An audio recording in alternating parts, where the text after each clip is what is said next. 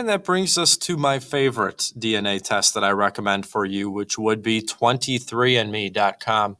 What I love about 23andme.com is that you have not just ancestry, but they also look at particular medical traits and personal traits about you.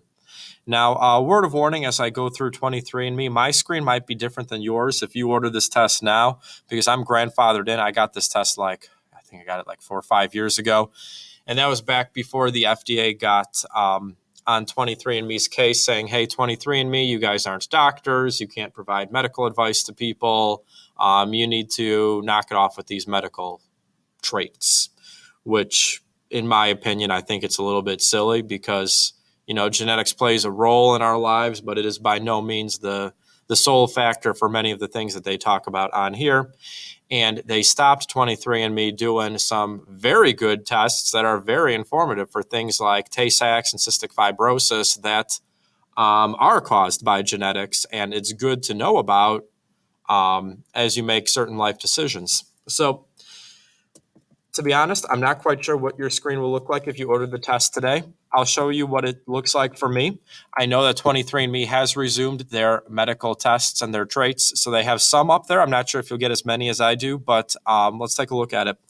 So 23andMe, it has a new layout from the last time that I showed you. They tried to streamline it a bit right here, looking at different reports right here, taking a look at your ancestry reports. I really like the 23andMe. It does a nice breakdown for you of your roots right here. Your ancestry composition is just like with Ancestry.com, showing, just for fun, percentages of your ancestry in different parts of the world right here. You can look at your haplogroups and all of that. And then they have some fun tests right here, like your Neanderthal ancestry, that kind of thing. So 23andMe has a lot of great stuff with ancestry. I like all these trait reports right here. You can see that they'll test, for hair, for tasting, eye color, freckles, all that great stuff. That it's a lot of fun when you take a look at stuff like here. So let's just take a look at here, light or dark hair.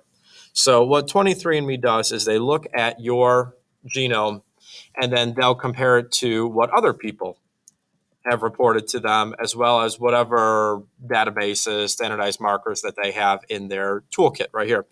So they look at right here, and it's all based on probability right here, that they're saying that based on my genome right here, they're saying that it's a 59% chance that I have light hair, 41% chance that I have dark hair. So in comparison right here to their other customers right here that have similar genomes to me.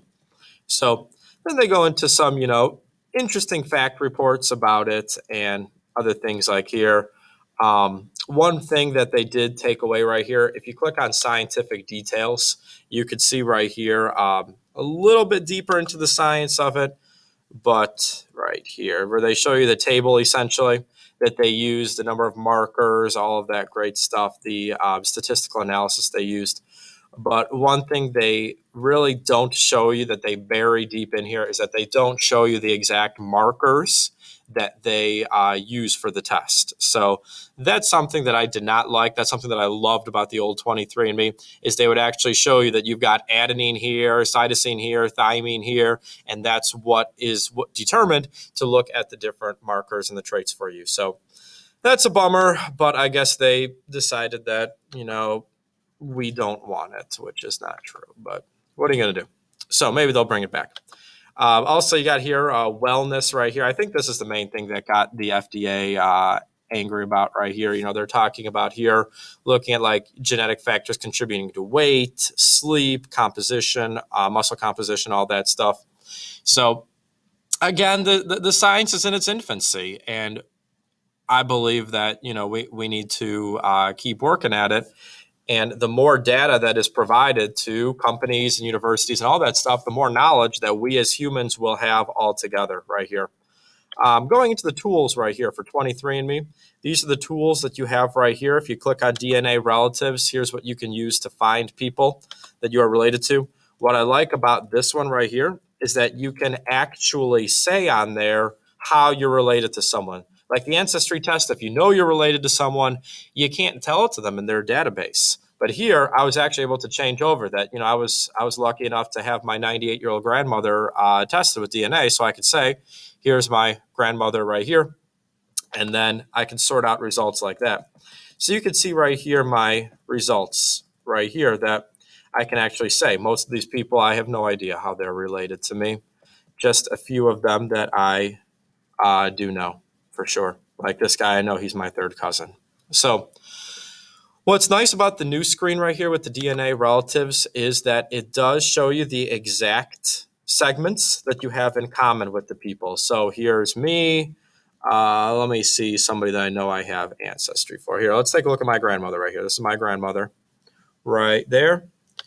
So I'll compare myself with her. I'll click on the compare button.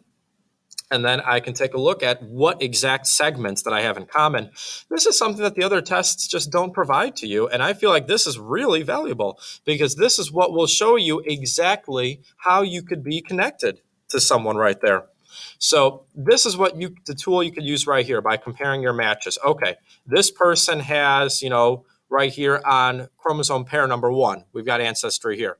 And you find someone else that has that exact match. Well, there you go. There's your match. You can figure out what common ancestor do the three of you have. It's a process known as triangulation that's really useful. If you go on Google and you type in like triangulation with DNA genealogy, some people get way far involved with this and they've got whole charts set up and this and that.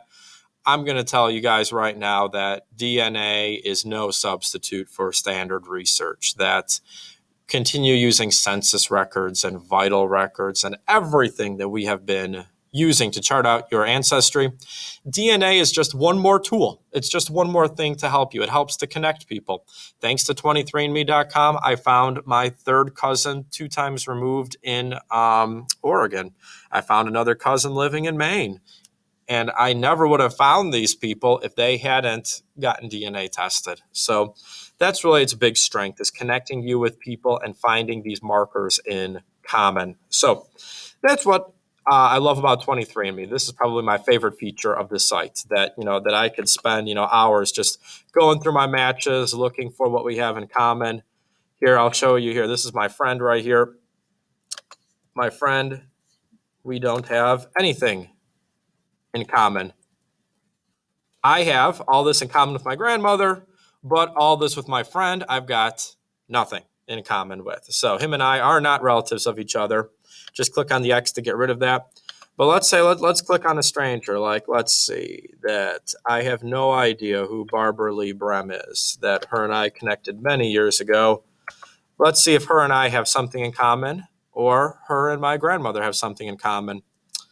I've got something in common with my grandmother, but her and I have got nothing in common.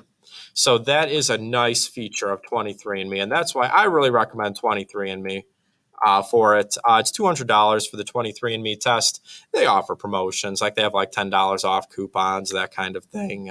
You just sign up for their mailing list, $20 off, I think was their Father's Day deal. So that's something to think about. So in summary, just wrapping this up, that's what's new with DNA testing. Not a whole lot, surprisingly, since I last talked to you. 23andMe and Ancestry are still the big guys that I recommend for you to get tested with. FTDNA, again, if you have colonial American ancestry, it's beautiful. Go with it.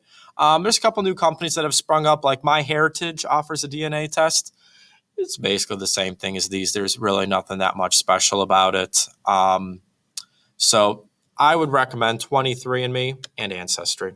So thank you very much for listening to my presentation about the Postman Project and about 23andMe.com. I'm sorry I couldn't be there in person. I work all the time. I work every day.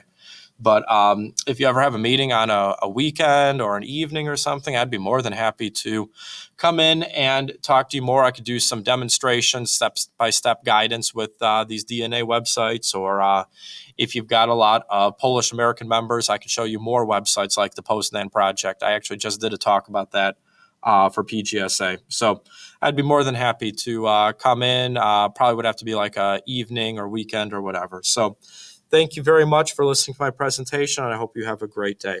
Thank you very much. Bye-bye.